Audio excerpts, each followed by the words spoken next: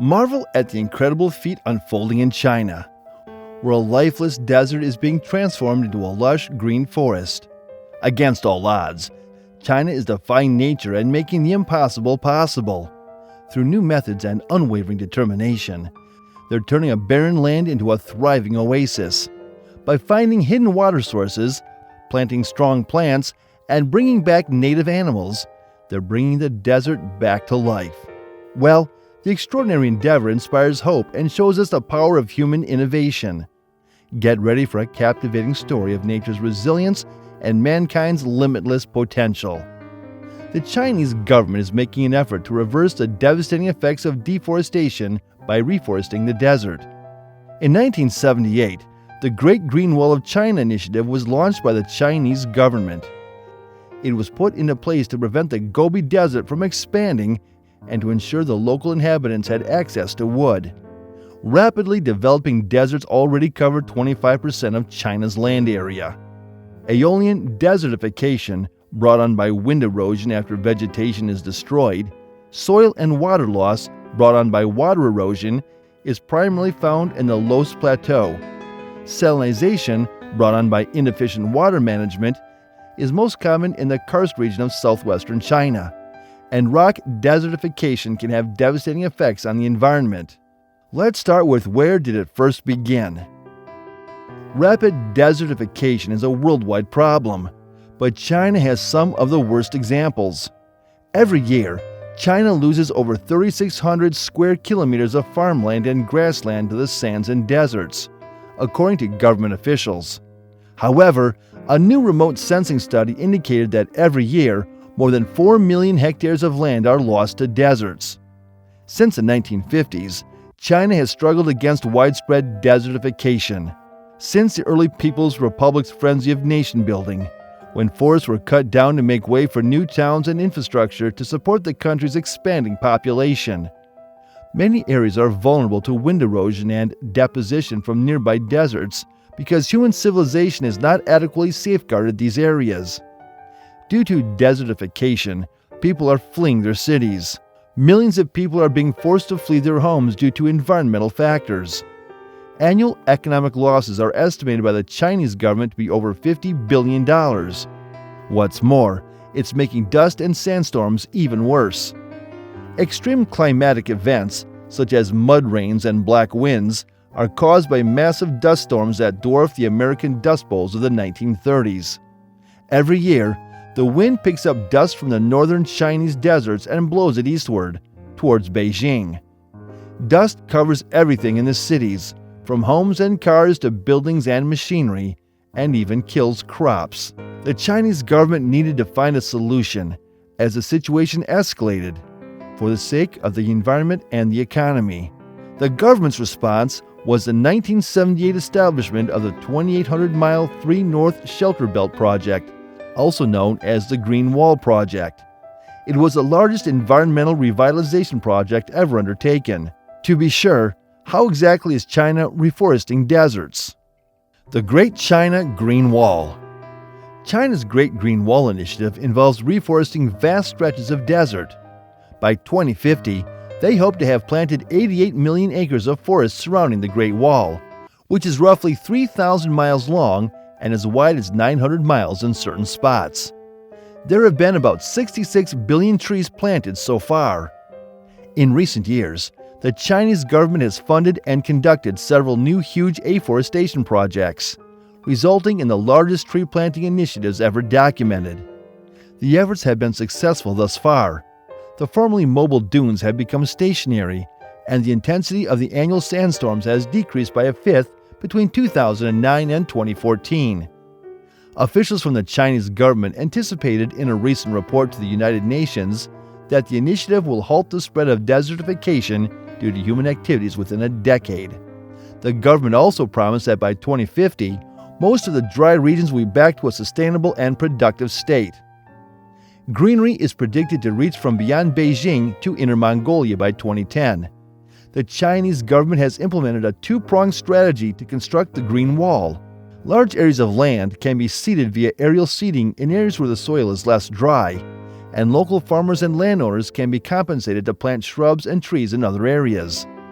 At a cost of about $1.2 billion, the Chinese government will establish a monitoring system that includes land surveillance databases and mapping. Along with Korea and Japan, China's government has set up a dust monitoring network. The outer belt of the Green Wall will be a sand fence, ranging in width from 775 to 1,765 feet. Inside, a carefully planned arrangement of sand-tolerant and low-lying plants will produce an artificial environment that will slow the dunes' movement. The government plans to build a gravel platform 6 feet wide to keep sand in place and promote the formation of a soil crust. Numerous studies have been supported by the Chinese government to investigate the potential of genetically modified plants, space-bred grass varieties, chemical dune stabilization, and agricultural approaches that will enable rice to flourish in sandy soil. China has spent a lot of time and energy fighting desertification, slowing the spread of deserts, and helping with global environmental protection. Official data revealed that between 2012 and 2022, China afforested a total of 960 million mu, renovated 165 million mu of grassland, and added or restored more than 12 million mu of wetlands. To combat desertification, the country has implemented effective and practical measures, such as encouraging public participation and enacting policy measures, which have resulted in the transformation of once arid terrain into forests and grasslands. Official data shows that between 1982 and 2021, Chinese individuals voluntarily planted nearly 78.1 billion trees around China. This day was declared National Tree Planting Day in 1979. Deserts pose a threat to the local ecological environment and people's living space.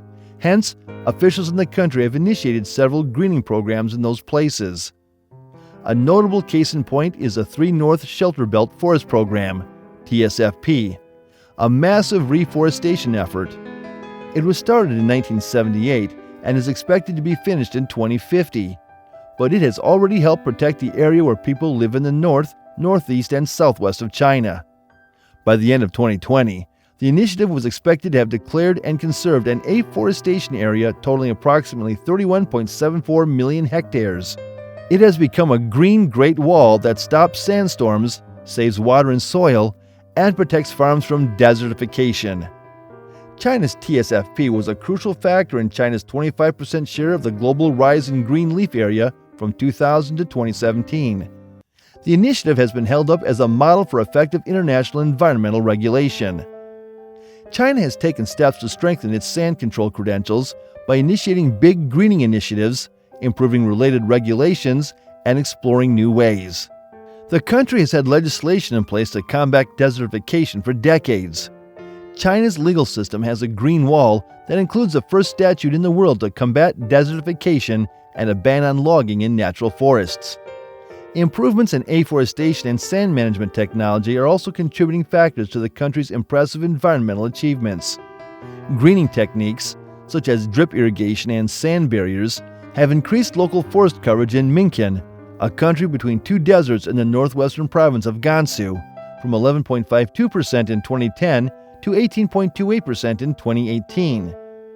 China has become a world leader in sand control technologies, said Liu Hujun, director of the International Cooperation Center of the Gansu Desert Control Research Institute.